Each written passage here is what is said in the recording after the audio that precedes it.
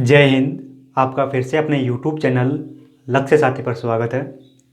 आज हम इसके अंदर देखेंगे कि जो मगध है, मगध का उत्थान आखिर किस प्रकार होते हैं, आखिर वो क्या कारण है जिनके कारण जो मगध महाजनपद है 16 जो 15 बाकी के जो महाजनपद थे उनमें सबसे आगे निकल जाता है, या कहें कि मगध का उत्थान के जो कारण हैं उनके बारे में चर्चा करेंगे।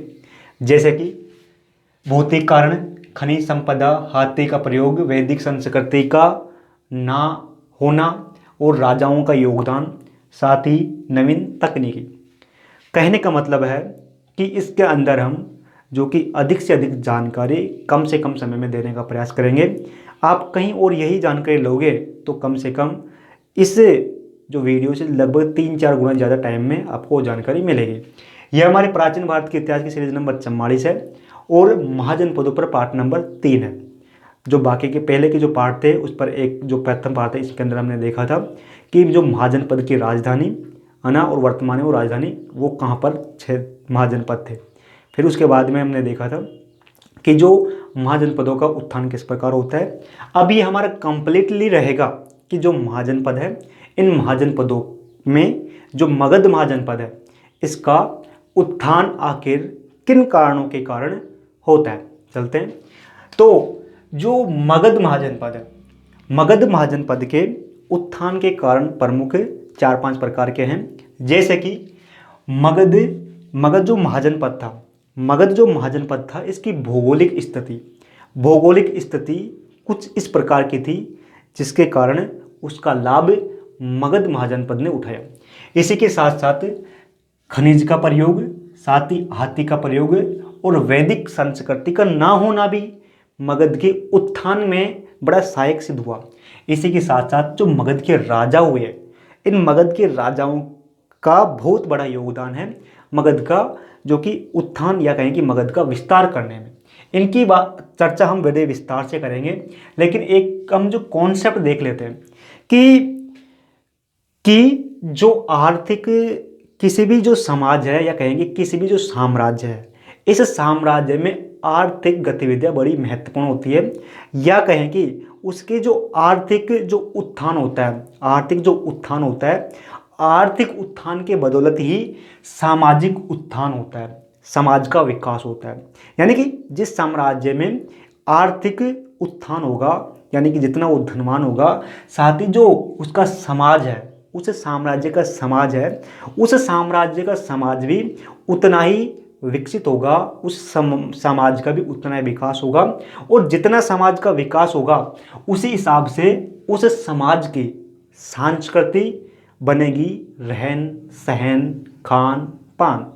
इसी के साथ साथ जितना समाज का विकास होगा ठीक उसी प्रकार जो सामाजिक विचारधारा पनपेगी, साथ ही और जैसा समाज होगा, समाज के अंदर जितनी आर्थिक दशा अच्छी रहेगी तो उसी के आधार पर उस जो वो साम्राज्य है उस साम्राज्य का राजनीतिक स्तर तय होता है। यानी कि जिस साम्राज्य के पास जितना अधिक धन होता है या कहीं जितना अधिक वो धनवान होता है उसका प्रभाव आसपास के इलाकों में उतना ही अधिक देखने को मिलता है। हम एक समझाने का प्रयास कर रहे हैं। तो सबसे जो मूल है, जो सबसे सबका मूल है वह आर्थिक उत्थान। तो आर्थिक उत्थान के लिए ये सभी पॉइंट महत्वपूर्ण है और इनके बारे में हम विस्तार से देखेंगे। जैसे कि भौतिक स्थिति में जो मगध जो महाजनपद था, तो मगध महाजनपद जो कि गंगा घाटी है, इस गंगा घाटी के क्षेत्र में था, गंगा घाटी में था। और एक गंगा घाटी में होने के इसके फायदे ये थे कि जो मगध महाजनपद था, इस मगध महाजनपद के चारों ओर 3 बड़ी नदियां थी। मगध महाजनपद के चारों ओर 3 बड़ी नदियां थी, जैसे कि गंडक नदी, सोन नदी और गंगा नदी। मगध महाजनपद के चारों ओर 3 बढ़िया नदियां थी, जैसे कि गंडक नदी, सोन नदी और गंगा नदी। अब इन नदियों के कारण जो ये नदियां है ना, इस मगध जो महाजनपद है, इस मगध महाजनपद को जो बाह्य आक्रमण थे, या कहें कि जो पड़ोसी महाजनपद आक्रमण से बचाव करते थे, क्योंकि महाजनपद के चारों ओर नदियां थी, तो नदियों से नदियां भी महाजनपदों को आक्रमण से बचाती रही। ये एक फायदा हुआ नदियों का। फिर जो दूसरा फायदा ये हुआ नदियों के कारण कि नदियां उत्तर से बहकर आती थी, साथ ही जो अपना उपजाऊ मिट्टी जो गंगा नदी है और ये जो ये नदियां हैं अपनी उपजाऊ मिट्टी लाकर जो एक मगध का क्षेत्र है यहाँ पर इकट्ठा कर देती थी, जिसके कारण जो मगध का क्षेत्र अत्यंत उपजाऊ था। मगध का क्षेत्र अत्यंत उपजाऊ था। उपजाऊ के कारण क्या हुआ कि यहाँ पर जो कृषि की जाने लगी, जो फसलें बोई जाती थी, उसके अंदर औरों की तुलना में अधिक उत्पादन होता था। जैसे ही अधिक उत्पादन होता था तो राजा अधिक कर लगाता था, और अधिक कर लगाने के बाद में राजकोष में अधिक धन आता था। जैसे ही धन बढ़ता था तो राजा अपनी सेना को बढ़ाने लगा। सेना जैसे ही बढ़ी तो उस राजा का प्रभाव अन्य जो महाजनपद थे उनके अंदर अधिक होने लगा। ठीक इसी प्रक्रिया के परिणामस्वरूप जो मगध महाजनपद आगे बढ़ने लगा। साथ ही जो नदियां थी, नदियों के अंदर जल था, जिसके कारण उपजाऊ जमीन थी। इसके कारण इस जो मगध क्षेत्र है, इस मगध क्षेत्र में जंगलों का विकास हुआ। जंगलों का विकास हुआ। जैसे ही जंगलों का विकास हुआ है ना, तो इन जंगलों में बड़ी संख्या में हाथी पाए जाते थे। इसी के साथ साथ जो नदियां थी 3 नदियां, ये परिवहन का कार्य करती थी, यानी कि व्यापार करने के लिए बड़ी सहायक सिद्ध हुई। यानी कि परिवहन, और जहाँ पर परिवहन अच्छा होगा वहाँ पर विकास बड़ा अच्छा होगा। तो ये नदियाँ परिवहन का कार्य करती थी। साथ ही कृषि के लिए जो सिंचाई का कार्य भी ये नदियाँ करती थी। साथ ही जो वहाँ का जनता थी, जनता के लिए प्रचुर मात्रा में अपने दैनिक कार्य करने के लिए जल उपलब्ध था, है ना। तो ये नदियों का योगदान है। साथ ही जो भौगोलिक स्थिति में जो दूसरा कारण है वो है चारों ओर पहाड़ियाँ। जो मगध की जो प्रारंभिक राजधानी थी, उस राजधानी का नाम राजगीर या कहीं कि राजगृह था। इस राजगीर के चारों ओर जो ये राजगीर जो राजधानी थी मगध की, इसके चारों ओर 5 पहाड़ियाँ थी। 5 पहाड़ियाँ थी, जैसे कि 5 पहाड़ियों की थी, जैसे कि पीपलगिरी, विपुलगिरी, है ना। फिर दूसरी थी उदयगिरी, तीसरी थी वैभवगिरी, चौथी थी सोनगिरी, और 5वीं थी रतनगिरी। यानी कि विपुलगिरी, उदयगिरी, वैभवगिरी, सोनगिरी और रतनगिरी, ये चारों पहाड़ियाँ जो मगध की राजधानी थी, जिसको ने हमने कहा राजगीर, ये राजगीर के चारों ओर थी, जिसके कारण ये राजगीर जो कि पड़ोसी आक्रमण करते थे उनसे मगध की सुरक्षा करता रहा। यानी कि जो अपनी राजधानी को ये पहाड़ियाँ सुरक्षित करती थी, जिसके कारण जो मगध के राजा थे उन मगध के कारण लंबे समय तक जो कि आक्रमणों से बचे रहे, जिसके कारण वो अपना ध्यान अपने समाज के उत्थान, अपने साम्राज्य का विस्तार करने में लगा सके। इसी के साथ साथ देखें, इसी के साथ साथ जो पहाड़ियाँ थी, पहाड़ियों से जो लाभ प्राप्त होते हैं वो भी जो मगध या कहें कि जो मगध की राजधानी थी इसको प्राप्त होते रहे। इसी के साथ साथ, है ना, ये 2 प्रमुख कारण थे भौगोलिक स्थिति में। साथ ही बात करें कि खनिज संसाधन, दूसरे नंबर का जो कारण था वो था खनिज संसाधन। खनिज संसाधन जैसे कि मगध जो ये महाजनपद था, यहाँ पर प्रचुर मात्रा में यानी कि बड़ी मात्रा में लोहा था। बड़ी मात्रा में यहाँ पर लोहा था। अब यहाँ के जो लोहा था, इस लोहे का प्रयोग किया जाने लगा। इस लोहे का कृषि कार्य में, कि यहाँ पर बड़ी मात्रा में लोहा था, इस लोहे का प्रयोग मगध के लोगों ने किया, जिसके कारण बड़ी लोहे से औजार, कृषि के औजार बनाए, जिसके कारण कृषि उत्पाद बढ़ा।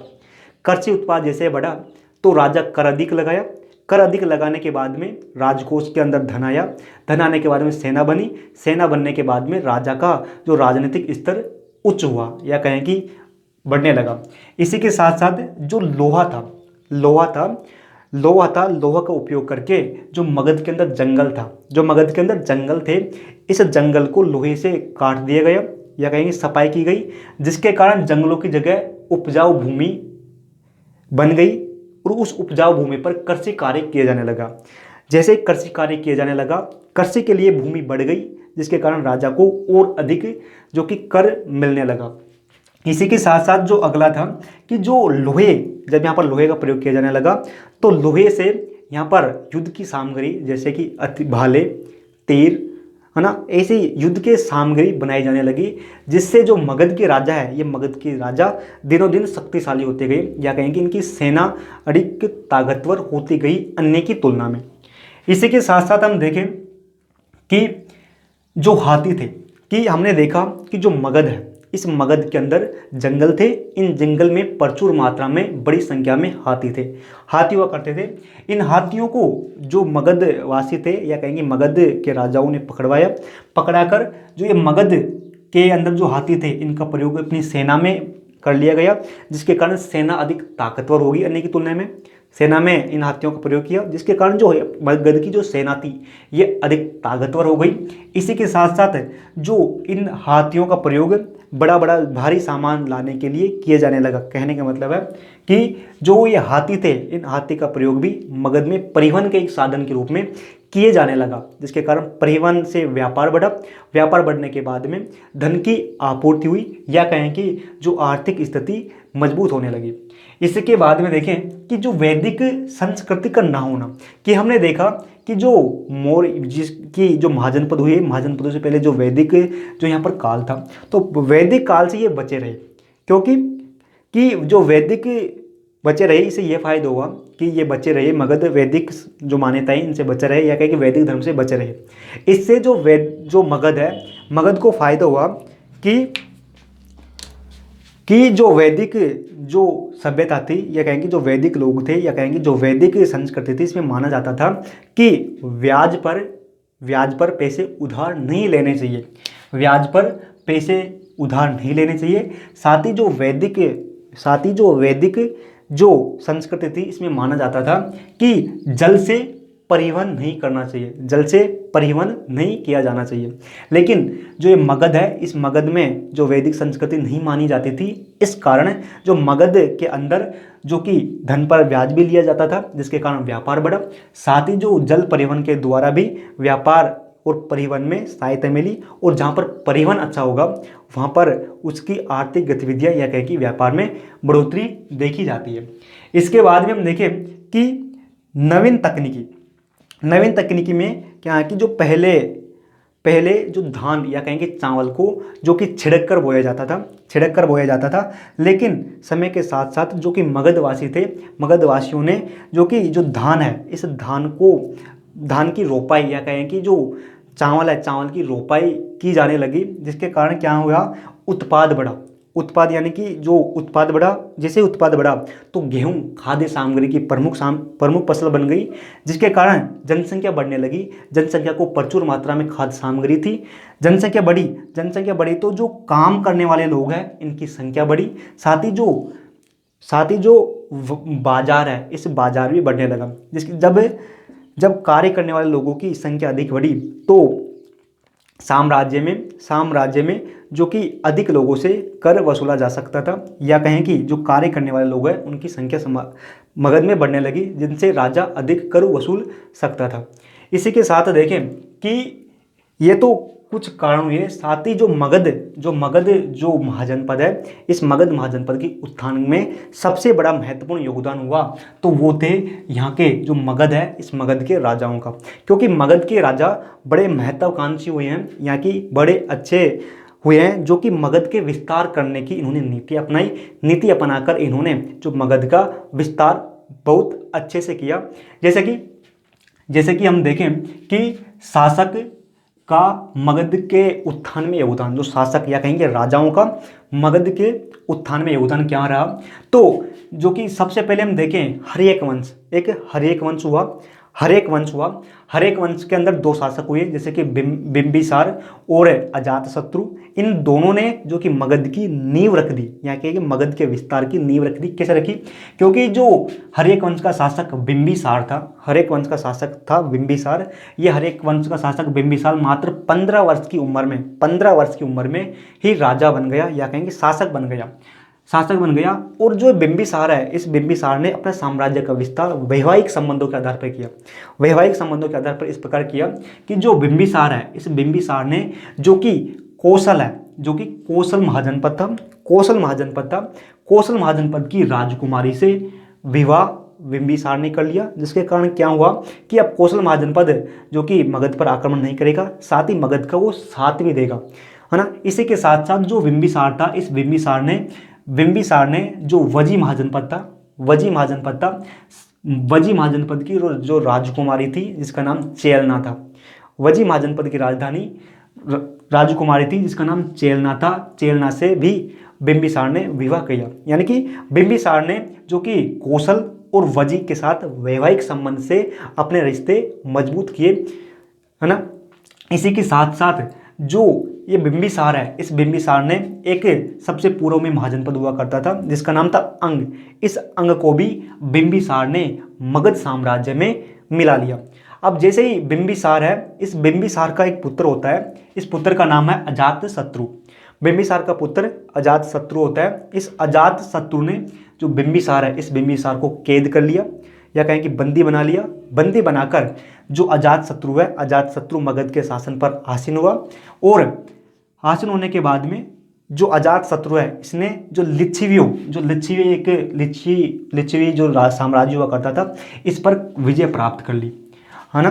फिर जो अजातशत्रु है, अजातशत्रु का जो पुत्र था जिसका नाम है उदयभद्र। अजातशत्रु का जो पुत्र था उसका नाम उदयभद्र था। उदयभद्र ने जो कि पहले मगध की राजधानी हुआ करती थी राजगीर, लेकिन समय के साथ साथ समय का देखते हुए या कहें कि अधिक सुरक्षा के लिए इस उभयभद्र ने जो कि पटना, आज का पटना या कहें कि उस समय का पाटलिपुत्र को मगध की राजधानी बनाए, जिसके कारण जो कि ये पाटलिपुत्र पूरे जो साम्राज्य है, इस साम्राज्य का केंद्र बन गई। इसके बाद में जो अगला शासक आता है, अगला या कहेंगे जो कि महत्वपूर्ण शासक होता है, वो है शिशुनाग जो कि मगध का शासक होता है।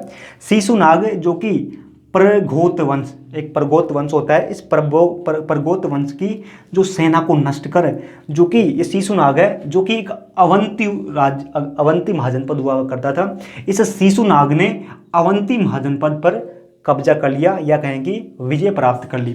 तो शिशुनाग ने जो कि अवंती जो महाजनपद था, इस अवंती महाजनपद को भी मगध महाजनपद में मिला लिया। साथ ही शिशुनाग ने जो वत्स महाजनपद था, वत्स महाजनपद